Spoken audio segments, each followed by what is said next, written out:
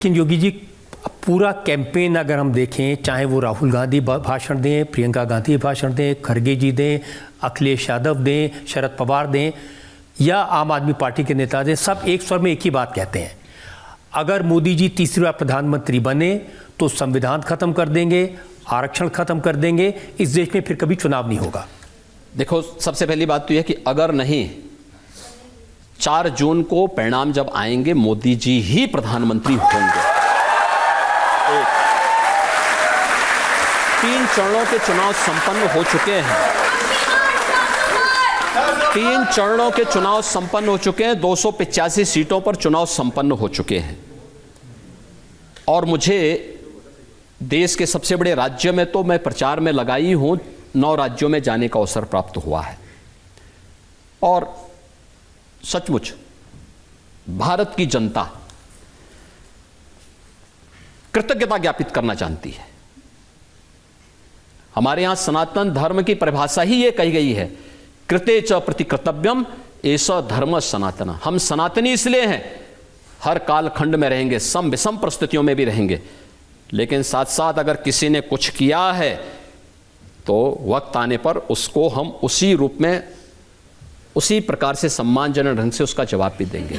मोदी जी ने किया तो मोदी जी को लोग उसी सम्मान के साथ अपना समर्थन दे रहे हैं। जहां जा रहे हैं, कहीं भी, वेस्ट बंगाल, बिहार, महाराष्ट्र, छत्तीसगढ़, राजस्थान, कहीं भी जा रहे हैं, जम्मू कश्मीर, उत्तराखंड, जहां गए सब जगह एक ही बार, हर एक जवान पर एक ही शब्द है कि फिर एक बार, सबकी जवान पर एक ही शब्द है।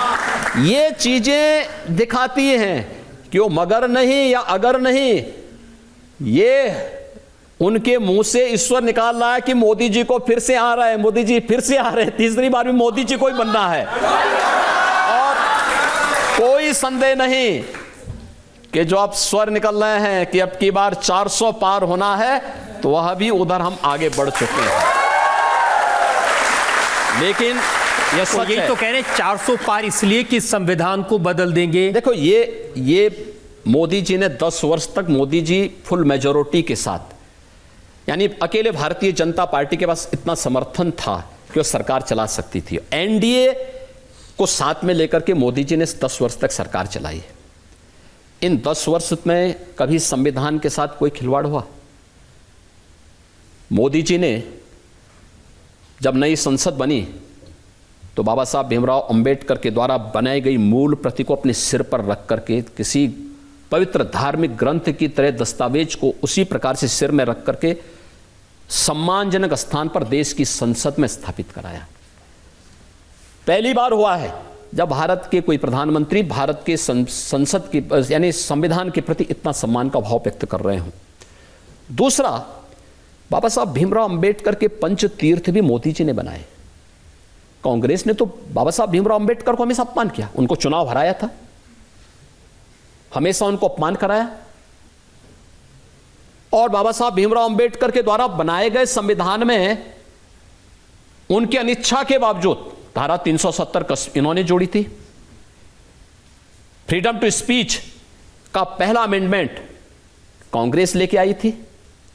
42वें संविधान संशोधन के माध्यम से कांग्रेस ने, इंदिरा गांधी जी ने अपने समय में देश के संविधान में इतना व्यापक संशोधन किए कि 42वां संशोधन ही मिनी संविधान कहलाने लग गया।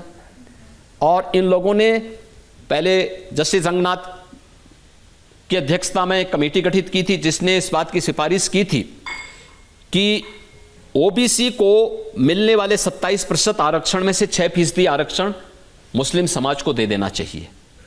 भारतीय जनता पार्टी, एनडीए ने विरोध किया था। फिर कांग्रेस ने सच्चर कमेटी की रिपोर्ट प्रस्तुत की। सच्चर कमेटी की, जस्टिस राजेंद्र सच्चर की अध्यक्षता में जो कमीशन गठित किया था, उस कमीशन ने भी इस बात की सिफारिश की, जब उन्हें लगा कि भारतीय जनता पार्टी और एनडीए इस बात का विरोध कर रही है कि बाबा साहब भीमराव अंबेडकर ने बहुत स्पष्ट कहा कि धार्मिक आधार पर आरक्षण नहीं हो सकता, तो उन्होंने दूसरा रास्ता अपनाया जस्टिस सच्चर कमेटी के आधार पर कि मुस्लिम समुदाय से जुड़ी हुई कुछ जातियों को ही अनुसूचित जाति में शामिल कर दो, जिससे अनुसूचित जाति और जनजाति के आरक्षण पर सेंध लगाई जा सके। तब भी भारतीय जनता पार्टी ने विरोध किया था। आज कांग्रेस उसी साजिश का हिस्सा बनाना चाहती है।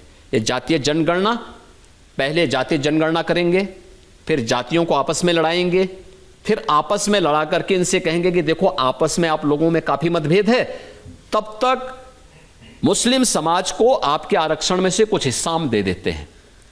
लेकिन भारतीय जनता पार्टी इसको कतई ये डकैती डालने की छूट कांग्रेस या इंडी गठबंधन को नहीं देने वाली है और इनके मंसूबों को बाबा साहब भीमराव अंबेडकर के द्वारा बनाए गए इस संविधान में इनके द्वारा जो षड्यंत्र किया जा रहा है, इस षड्यंत्र को कभी सफल नहीं होगा।